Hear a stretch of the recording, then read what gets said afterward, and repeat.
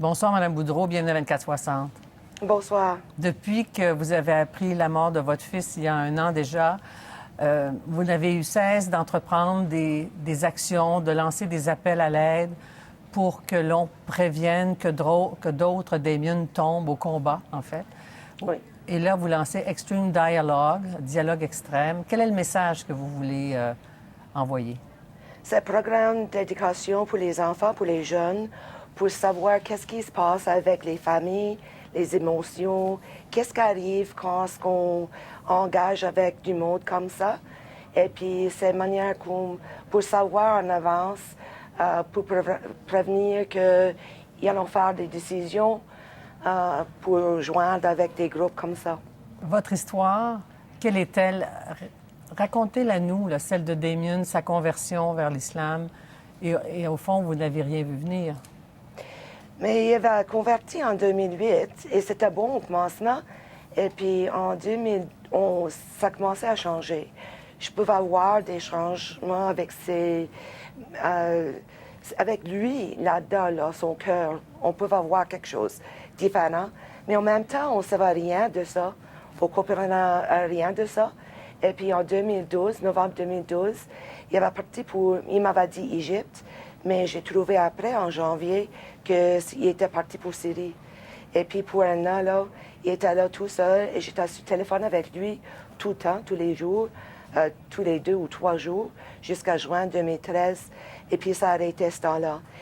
Au commencement, il était avec Jabhat al-Nusra, puis il avait changé en juin, il était avec État islamique. Et puis, il m'avait contacté une autre fois sur Facebook. Il m'avait envoyé des messages ce temps-là. Il avait complètement changé. C'était pas mon petit garçon après ça. Et puis, après ça, j'ai entendu de lui en septembre et ça va arrêter tout de suite. Et puis, j'ai entendu en janvier 2014, il était tué par Free Syrian Army. Qu'est-ce que vous voulez dire par « je ne reconnaissais pas mon fils » Quel discours vous tenait-il? Qu'est-ce qu'il vous disait? Mais au commencement, il parlait tout le temps qu'il manquait tout le monde, la famille, et il manquait tout ce qu'il y avait chez nous, avec nous, la famille. Et après du temps, il parlait seulement de rien de trop. Il disait pas trop, il était distant, vraiment, vraiment distant, disconnecté de tout le monde. Ça me semble qu'il était froid, frigide. C'est changé comme ça. C'était pas lui, c'était lui avec sa voix, puis c'est tout. C'était pas lui là-dedans. Est-ce qu'il vous parlait de faire le djihad, de tuer les mécréants, de la haine de l'Occident? Il parlait jamais de tout ça. Il parlait seulement qu'il était là, il mangeait bon, puis il y avait des amis de partout dans le monde. Et c'est tout qu'il disait tout le temps. On dit beaucoup que les jeunes recherchent une manière de donner un sens à leur vie. Qu'est-ce qui manquait à Damien ici pour être un jeune homme heureux? Il voulait être engagé, je crois, à faire quelque chose meilleur que seulement un petit job. Il voulait faire quelque chose de plus gros. Il voulait être plus au centre de quelque chose qui était avec du meaning. De la signification. Oui, passionnant. Il était vraiment passionnant. Il voulait trouver quelque chose là. Et je crois que c'était ça. Il voulait aider les femmes. Il voulait aider les enfants. Alors, comment expliquez-vous ce revirement? Je ne peux pas l'expliquer. Croyez-vous qu'il a été victime de l'Internet ou d'autres personnes qu'il fréquentait à Calgary?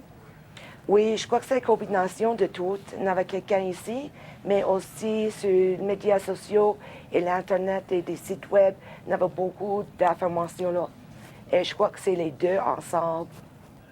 Parce qu'à la mort de Damien, vous avez appris qu'il était sous la surveillance des services de renseignement depuis près de 2 ans. Oui. Et vous n'en saviez rien. Rien du tout. Rien du tout. Pas avant janvier 2013. Considérez-vous qu'on aurait dû vous informer, même s'il était adulte, de ses projets? Moi, j'aimerais eu savoir pour faire une intervention avec la famille ou quelque chose pour trouver de l'aide, pour arrêter tout ça, mais j'ai jamais eu su. Ils m'ont rien dit. Avec le recul, est-ce que vous avez une idée de ce qui aurait pu empêcher Damien de partir en Syrie? Je ne sais pas, mais en même temps, j'aimerais eu la chance pour essayer, pour le convaincre de ne pas y aller et pour comprendre qu'est-ce qui se passe avec tout ça. Et j'ai jamais eu la chance. Jamais. Oui, parce qu'on semble dire que beaucoup de jeunes se préparent dans le plus grand secret, ne laissent pas entrevoir leur projet. Oui, puis ça arrive, mais en même temps, comme des parents, nous pouvons dire qu'il y a quelque chose de mal. On peut voir qu'il y a quelque chose qui change avec nos jeunes.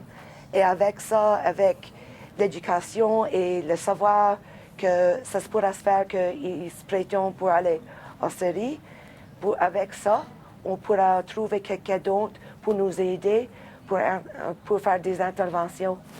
Quel est le meilleur moyen, d'après vous, pour prévenir la radicalisation? Je crois que ça va prendre beaucoup d'actions, ça va prendre de l'éducation, ça va prendre les communautés qui vont venir ensemble pour trouver des ressources, pour supporter toutes les familles et les jeunes en avance quand ils sont vraiment jeunes. Il faut qu'on trouve des façons pour connecter avec les jeunes. Et c'est ça que ça fait maintenant avec Extreme Dialogue. On va commencer avec ça, puis on va trouver des autres façons pour trouver des connexions dans les communautés pour travailler avec des jeunes. Mais le projet de recherche qui finance Extreme Dialogue va se terminer là, bientôt. Il n'y aura plus de financement. Qu'est-ce que vous pensez de ça? Je ne sais pas encore. Il faut qu'on trouve d'autres ressources. Et je vais continuer de chercher d'autres ressources pour continuer toutes les actions que je fais maintenant. Pourquoi vous faites tout ça? Ben, je veux faire sûr que personne d'autre va aller travers tout ça.